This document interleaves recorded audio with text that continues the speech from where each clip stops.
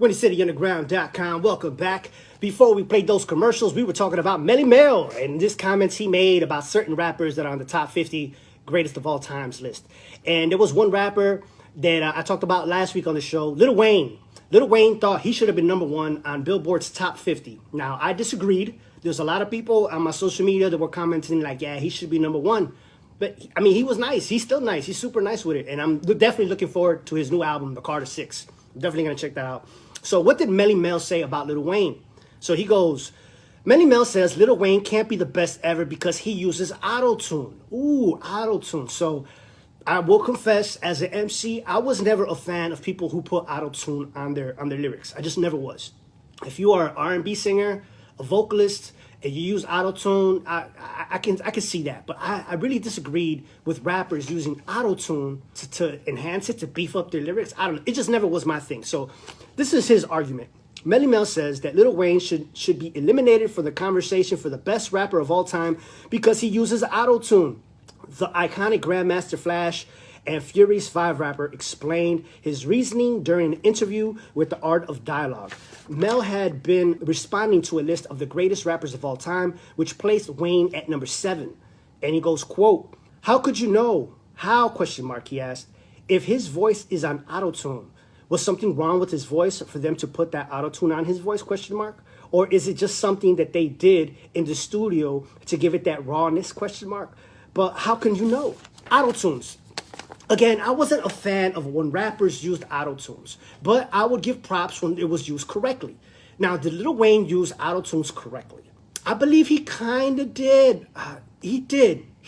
But the thing is, it didn't really take away from what he was saying. His bars were nice. Lil Wayne, forget it. Some of the punchlines that he has will make you think like, oh, how the heck did he come up with that? And you know, Lil Wayne doesn't write lyrics. Like he just, I don't know, he sips whatever's in his cup, drinks it, hits the booth, and boom, press play, press record, and he does his thing. And they add a little auto-tune to it. Now, we all know that auto-tune was brought back by T-Pain, and T-Pain made it popular. Lil Wayne started using it, Kanye West started using it, you started hearing it more and more and more in hip-hop, and then Jay-Z came out with the song, The Death of Auto-Tunes, and you heard it a little less. But Lil Wayne, if you look at all his albums throughout his whole career, he didn't use auto-tune on all his albums. He only used it on a handful of songs or albums, but not throughout his whole career. But Lil Wayne, should he be disqualified because he used autotune? I don't think so. I still think his talent is just there. But I can see what Melle Mel is talking about. He used autotune. It's like a cheat code, right? You put in the cheat code. You can't win. You put in the cheat code. You didn't put in the work. I don't know. That's very debatable. I really don't know how I feel about it. I don't like it when rappers use autotunes. I made that very clear. But sometimes there's certain rappers that use it right. They use it correctly. And it sounds nice. Lil Wayne, I think, is one of those exceptions. So who came to his aid? Like I said, Flavor Flav came to his aid. Flavor Flav couldn't believe his ears when we told him what Melle Mel said about Lil Wayne. But one thing's for sure, he has no problems with hearing artists using autotune.